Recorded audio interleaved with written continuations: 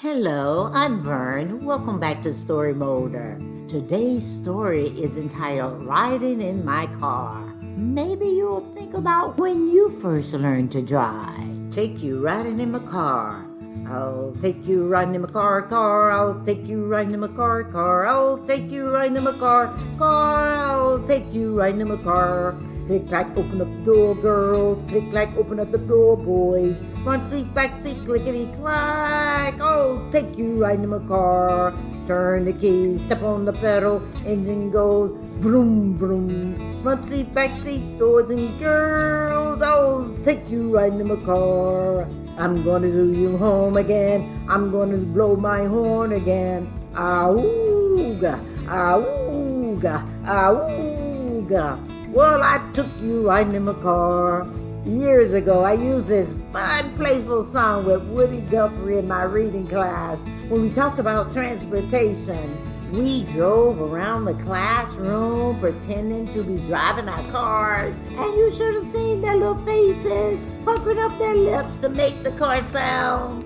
When I think of how I learned to drive, I think of this cute little song because the experience was just as funny. Many years ago, one hot summer, I took driver's ed in high school. For the first time, I got behind the steering wheel of a car.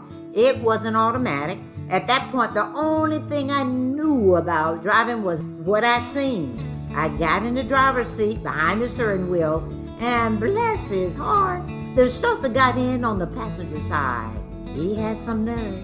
Oftentimes, theory is one thing, but application is something totally different. We took a route from the parking lot in the rear of the school to the driveway that went in front of the school and back around the side to the parking lot. Now, the driveway was a straightaway. As I put the car in drive and lifted my foot from the brake pedal, the car slowly moved forward until I pressed on the gas pedal. Like a bull out of the gate, the car bars off down the driveway. The instructor said, "Whoa, ease off of the pedal." Then the car barely moved. He said, "Gradually press on the pedal." The car started moving forward.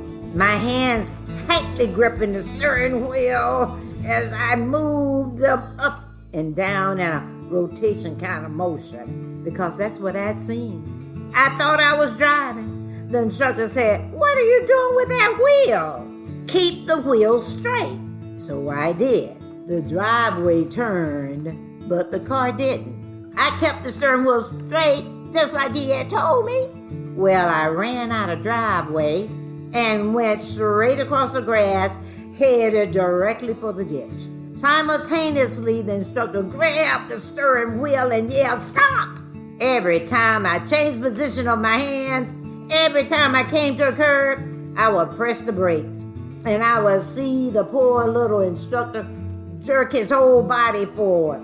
But practice makes perfect, and eventually I got the hang of focusing on steering, accelerating, and braking, and how it all works together smoothly. I passed the written exam on the first try. I didn't run over any cones on the performance test either. Actually, I did not use any of those skills nor my license until I went off to college. While in college, a scary thing happened. Usually I had a ride to school. One day the family I was living with, a white family, asked if I knew how to drive and if I had a driver's license. Well, I knew where that was going, so I reluctantly said yes to both questions. I squinched my face up like I was in pain and reluctantly squeezed out the yes between my teeth as if something was going to fall out of my mouth. I kind of had an idea where this was going. As I said, they were going out of town and wanted me to have a way to get to school.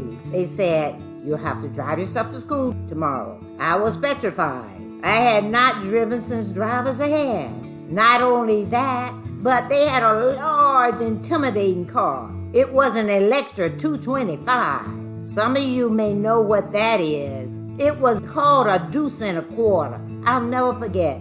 $1.25. It was long, but surprisingly, it drove like a Toyota, meaning a small car. It was easy to handle. First of all, they live high on a hill. Miraculously, I went sailing down that hill, unintentionally missing potholes and all.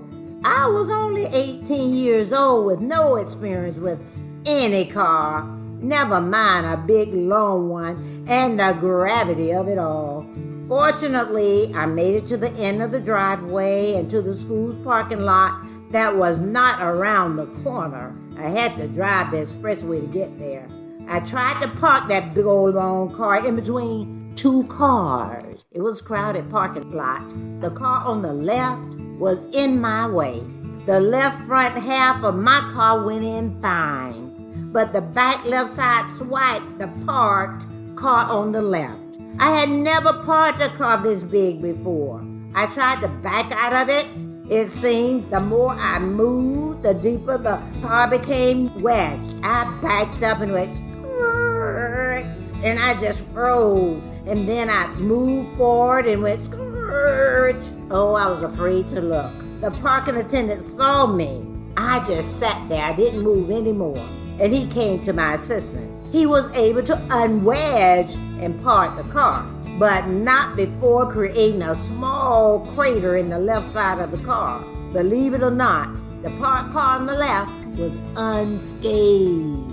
I was devastated though. I had the horrible job of revealing that I had wrecked the car. When I told them what happened, they assured me that it was all right and there was no need to worry. I apologized pathetically over and over again. At that point, I was willing to make amends, however they felt necessary. Later, I found out that the parking attendant had already told them, and their insurance had taken care of the damage. Insurance? I thought. That was when I learned about car insurance. If ever I needed to test the words that you are family, that was the time. They treated me like one of their children. I will be forever grateful for everything they did for me. Not only did they take care of the expense that I accidentally created for them, but from that day forward, believe it or not, they allowed me to drive myself to school in a smaller car. What? After that incident, who would do that? Drive myself to school and maybe incurring another risk and another expense for them? What? Anyway, someone who has faith and confidence is somebody who will do that. I drove the car the entire time I was there. The Lord is good all the time. All the time, the Lord is good. I'll take you riding my car. I'll take you riding my car. Want to go riding my car? I'll take you riding my car. Ahooga, ahooga, ahooga. Riding in my car. Thank you for dropping by and listening to my story. Come back as often as you like. I'll be happy to have you. Goodbye for now.